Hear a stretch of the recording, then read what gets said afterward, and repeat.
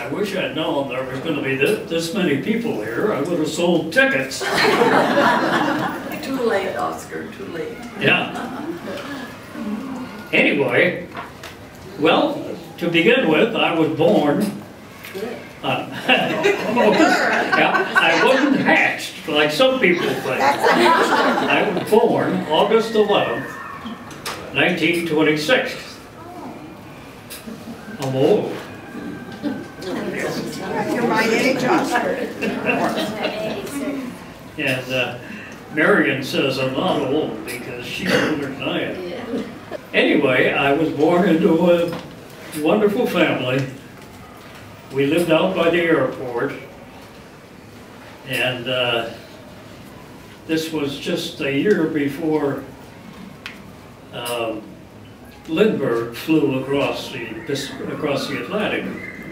After he came home, he flew around the States, and I happened to be there at the airport because we lived right near it. Everybody said I looked just like him. Then I was 2 years old or something. We had a family, a wonderful family. My sister and I, wherever she is there, my older sister who passed away a few years ago, she was a great person. As a matter of fact, I was a skinny little kid. And she made sure that the other kids didn't pick on me.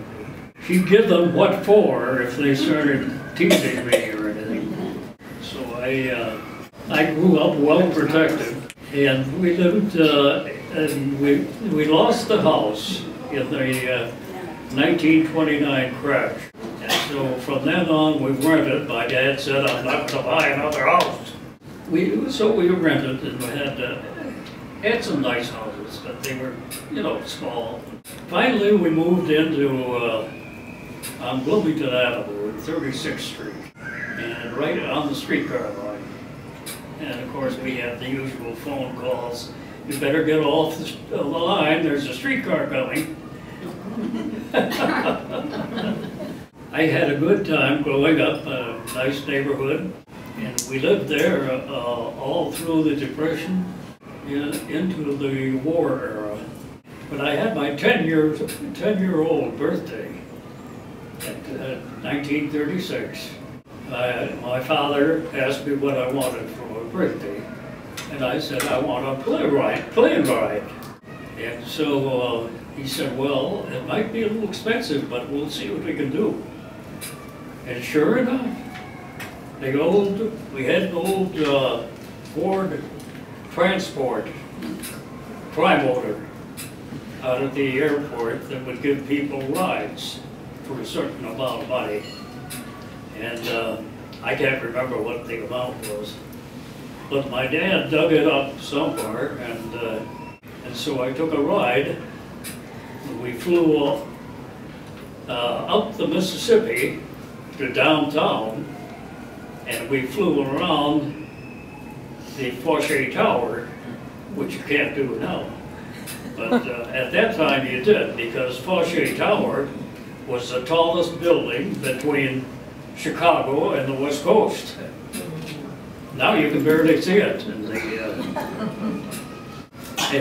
then after we flew around the Fauché Tower, we flew out over the lakes, Lake Harriet and Lake Calhoun, and then to Lake Nokomis, and then back to the airport. And I was just thrilled to death, you know. I just thought that was the most wonderful thing that ever happened. And it was for a 10-year-old, you know. And then nothing much happened until the war. Well, let's see now. In Memorial Day, 1940, we had the blizzard.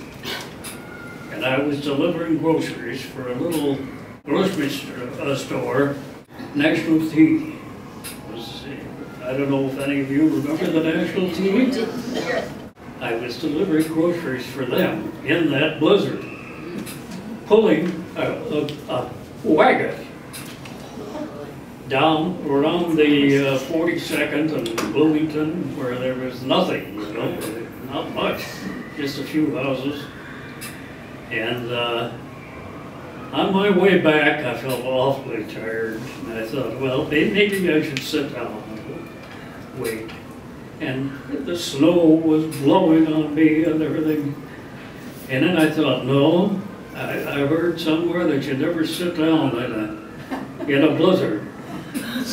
You freeze. And so I kept on going, and boy, when I got back to the grocery store where they happened to see me, I didn't have to do anything for the rest of the day. And they put me in the back room and gave me all kinds of candy. You were a hero at 10. Yes. And then in the summers, we had relatives up north and on the farms, and so I'd go up there and spend time with them. And my uncle and I was he's 2 years younger than I am. He lives here. He and I were a couple of cut-ups. And in when we were in town, we'd pull the cords on the back of the streetcars that come off the trolley. And the one thing I do remember is that the Cavalier drug up on 3rd Lake Street in Bloomington was a very large drugstore at that time. And they had a soda fountain, and we used to go in there and get soda, have sodas every once in a while. This one time we were in there, they were having a big sale on Big Ben alarm clocks. And you remember they were very noisy alarm clocks. So they had a whole table full of them. So my uncle and I went around and set all the alarms at different times. So every once in a while, an alarm would go off, and of course somebody who worked there would run over and try to find it. This table full. And we finally walked out and set the alarms and walked out. And didn't see what happened afterwards. And then up on the farms, whenever we ran across a new guy from the city, we'd go walk around and find a farm that had an electric fence. And we'd get him to pee on the fence.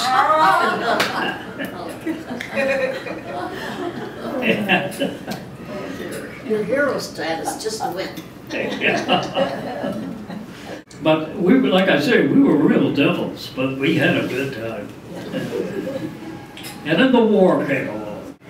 In 1944, I was 18, and I was drafted.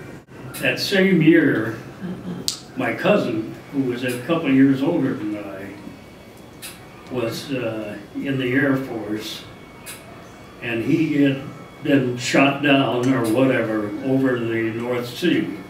That really bothered the family because he was a great guy. In 1946, they had a storm out on the North Sea, and it washed the remains of this plane up on the shore, Dutch shore, and all the bodies, or what remained of the bodies, were still in the plane. And so all of them are buried. And then after 13 weeks of basic training, I had a couple of weeks at home, and then back to over to Boston, where I was shipped out. And we sailed down the coast, American coast, to about even with North Africa. And then we came across the ocean and up the coast of Europe to France, to La Havre.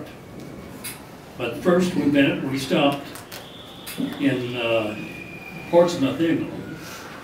We went, and then we stayed there overnight and went across to La Havre, France, across the Channel. And all the time we were going across, they were dropping depth charges because the Germans had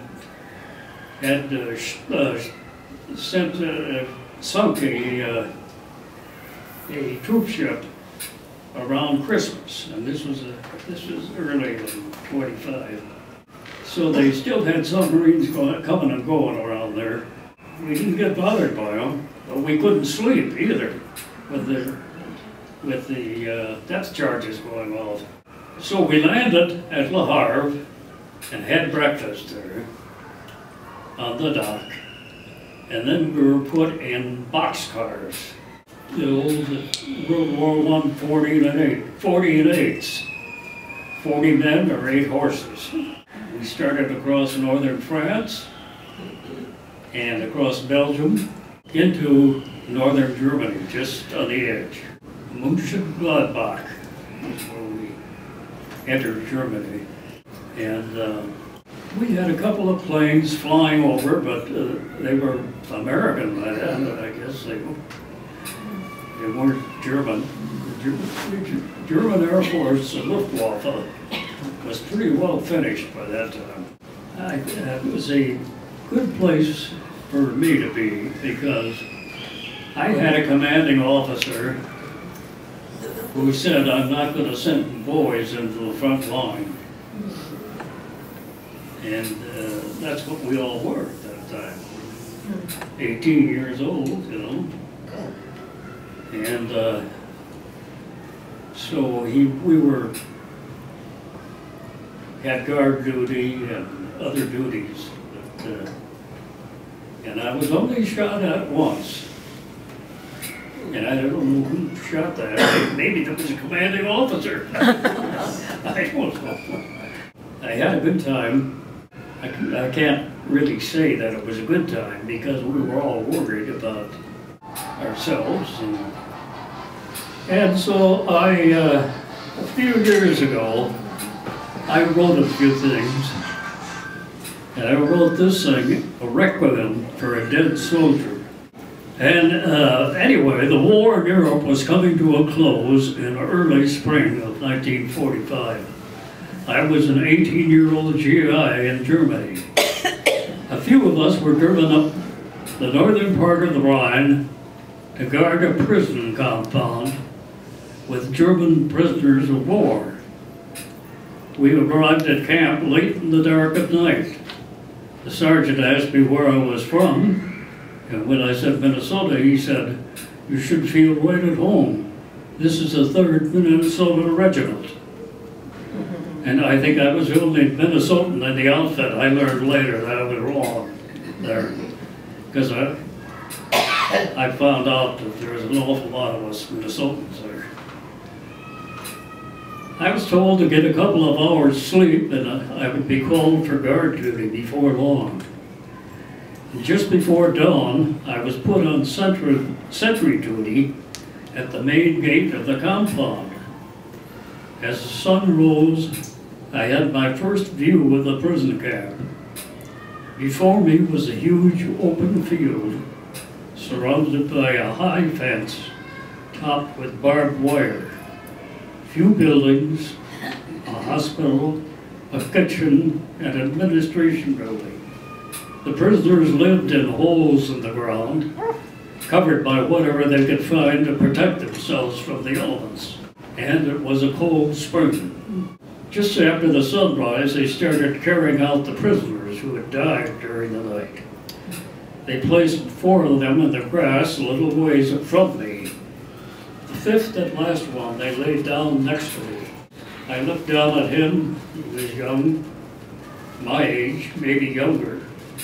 Blonde, blue eyes wide open, mouth agape. I remember thinking as I looked at him, somewhere in Germany, a mother is worried about her boy. As I knew my mother in Minneapolis was worried about me. He looked just like that blonde, blue-eyed kid who lived down the block back home. As I looked down at him, a large fly landed on his face, walked up his cheek, and walked across his open eye. It made me blink, as I blink now every time I think of it. Where did the fly come from on that chilly morning? I waved my arm and the fly disappeared. 2 German civilians arrived with a horse and wagon and carted the bodies off to a local cemetery in the town of Rheinberg. It has been almost, as it has been, 60 years and so. And that young soldier has turned to dust, but I can still see that young face. He was my enemy. He wore a different uniform and spoke a different language. But I don't believe he was that much different from that blonde, blue-eyed kid who lived down the block. As I was guarding prisoners, the war came to an end. It was a joyous occasion, the end of World War II in Europe. One night while off duty, I was sleeping on the 2nd floor of a house across the road from the compound. I was awakened by singing and shouting from the camp. I looked up at the ceiling of the compound, the room I was in, and saw a reflection of flames. I jumped out of my sleeping bag and ran to the window. The compound was covered with small campfires, and the singing of German songs was echoing through the night. There was one voice, a fantastic tenor that could be heard above all the others. I saw a buddy of mine standing by the gate of our house, and I asked him what was going on. He said the prisoners were celebrating because they say the war is over. I got dressed and went down to the compound, and I asked the lieutenant, the officer on duty, about it, and he said, we have no official word that the war is over. I went back to my sleeping bag and fell asleep, listening to the beautiful singing. We did not get an official word of the armistice until a day or two later, which is VE Day, May 8th, 1945. We never did discover how the POWs knew the war had ended before we, the victors, did. One thing is, I will never forget that tenor voice. He must have been a trained opera singer. In my memory, he could out-sing Caruso and Pavarotti. And so that was the end of the war in Europe. I was, at that time, moving up and down the Rhine. A buddy and I was walking through the devastated city of Germany, I can't remember which one, because we were moving up and down the Rhine every few days. It was either Koblenz or Cologne. I was approached by a woman holding on to 2 little children, a boy and a girl. She spoke perfect English and asked me for food for her children. I shouldn't have been talking to her because of the Federation ban, which was in effect for a few months after the war in Germany. No talking to German civilians unless it has to do with the military occupation. I asked her how she spoke such good English. She said she taught in German schools. She taught English in German schools. I looked at her children. They did not look very healthy. I asked where she lived, and she pointed to a building across the road. Half the building was a pile of rubble. I told her I would see what I could do. Assistant to the mess sergeant. He came up with a box of army rations, and we threw in a few Hershey bars for the children. When I showed up with the food at the small apartment she was sharing with her elderly mother, it was like I presented them with an early Christmas. In reality, it was either late May or June, early June. The children happily made short work of the Hershey bars, kept saying danke, danke, which is a thank you. And the woman said, I don't know how I can repay you, I have no money. And I said, we don't like to see children starve. Then she went to a small cabinet and opened a drawer and brought out a little medal. She said, this was given me by the Nazis for being a German mother. It has Hitler's name on the back. I don't want it anymore. Look what he did to my beautiful city. I thanked her and walked out of the building. I never asked her her name or saw her again. The next day, we moved on down the Rhine. Her mother's medal is one of my prized souvenirs of World War II. And that medal right now is in the historical, shown in the Historical Society in their museum. This is, I don't know if you can see it, but that's what it looked like. And this has Hitler's name on the back. Anyhow, that was one of my occasional things. Then when I was a switchboard operator for the Army for quite a while, and I talked to Marlena Dietrich on the phone. Now, nobody knows who Marlena Dietrich is. And then Christmas Eve, the first Christmas after the war. And it was Christmas Eve in 1945. The war had been over for a few months, and we GIs in Germany were waiting to be sent home, either there or sent to Japan, although that war was over with too. A few of us drove into the small city of Esslingen for Christmas Eve. As we entered the town square, a large number of Germans were standing around the fountain in front of the ancient town hall singing Christmas carols. We didn't understand their lyrics, but the melody was familiar. We got out of our Jeep and started singing the carols along with them, only in English. As we were singing, snow started falling. They turned floodlights on the front of the brightly colored hall and on the castle on the hill. It was stunningly beautiful. I was 19 then, 19-year-old GI who had been away from home and family for 2 Christmases. I had tears in my eyes as I sang Silent Night, Holy Night, and the Germans sang Stille Nacht, Heilige Nacht. It was very moving to be singing Christmas carols with the people who were bitter enemies just a few months ago. The Germans invited us to worship in the church across the square. We didn't understand the sermon. It didn't matter, we loved the music and their friendship. Their kindness to a few lonely GIs was a wonderful Christmas gift. That took care of 1945. In the summer of '46, I was going to go up to Sweden to see my grandfather, but my captain said no.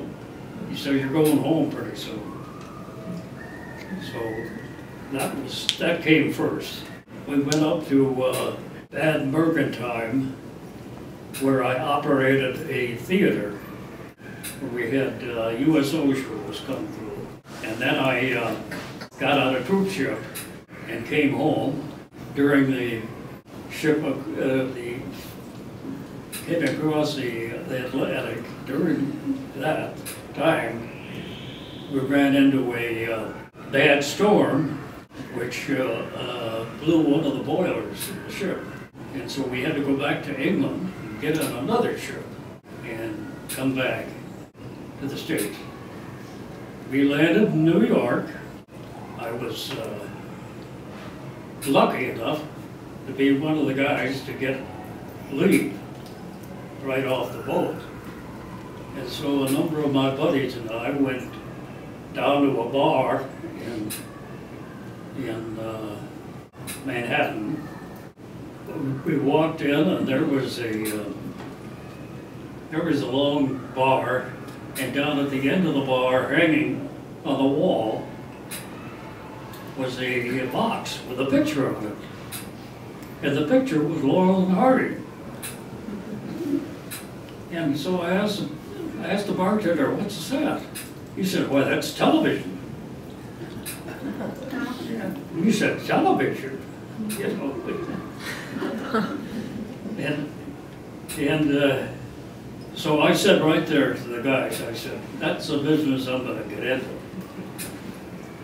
So I got discharged and I came home and there wasn't any television here.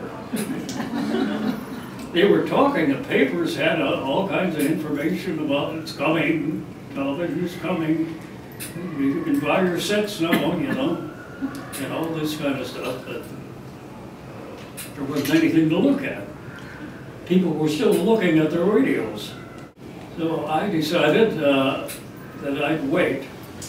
I worked for my uncle, who was in construction, and there was beginning to be a lot of construction. And so I worked for him for a while until a television school opened in the old Lyceum Theater. Remember the Lyceum Theater? Yeah. That's where Orchestra Hall is now. I went to school there for a year, graduated, and I still couldn't get a job in television. By this time, Channel 5 and 4 had just gone on the air. And so there was those two channels. I decided to wait and see if I could get a job. So I went to the U to make up the time because I was on the GI Bill, and that was a good deal for us guys. I went to the university for 2 years, and all of a sudden one day I got a phone call from one of my teachers in the television school. But he was now working for Channel 4, and he says, "You want a job in television?"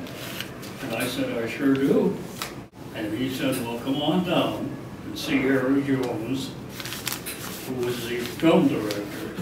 I went down and saw Harry, and he liked me, and he thought I had the qualifications necessary.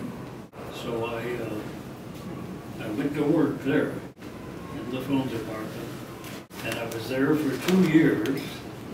And then a few of us went down to Peoria to set WWII, the first NBC station on the air.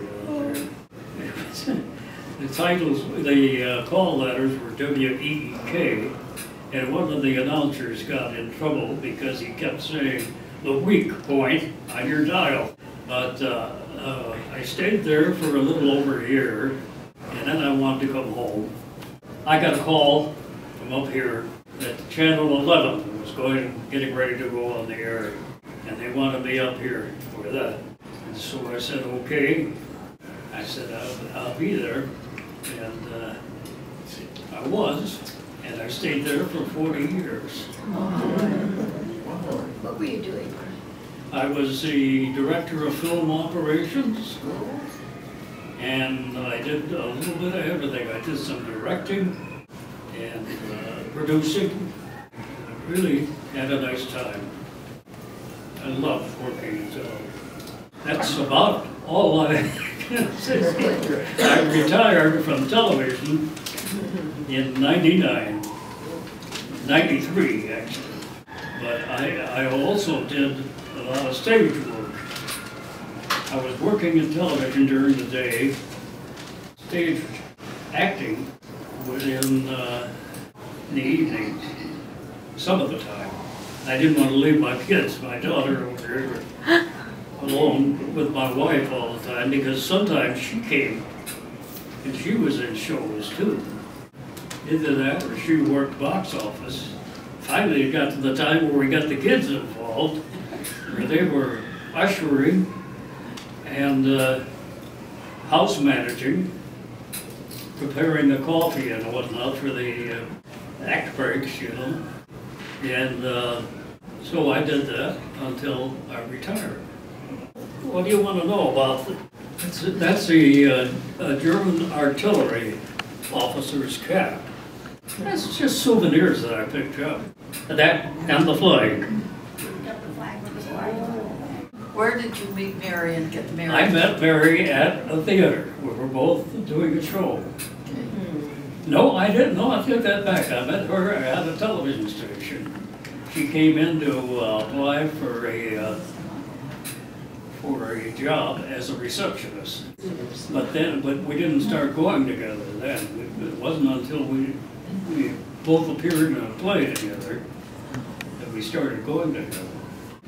I had peach fuzz on my face because I was a kid, you know. And he said, "Soldier, did you shave this morning?"